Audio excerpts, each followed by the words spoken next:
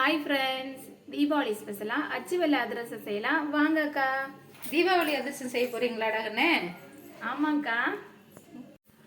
1 kilo பச்சை அரிசி எடுத்து 2 மணி நேரம் நல்லா ஊற வச்சுக்கணும். அதை நல்லா கழுகிட்டு ஃபேன் காற்றுல உணர வச்சுக்கலாம்.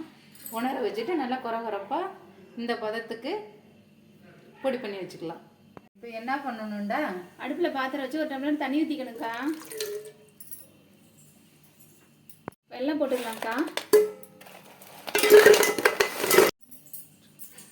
பாவு கரையட்டும். தீபாவளி எதுக்குப்பா இவ்வளோ ஸ்பெஷலாக கொண்டாடுறாங்க? அதுவாங்க்கா, கிருஷ்ணர் நரகாசுரனை அழிச்சதுனால தீபாவளி கொண்டாட ஆரம்பிச்சிட்டாங்கக்கா.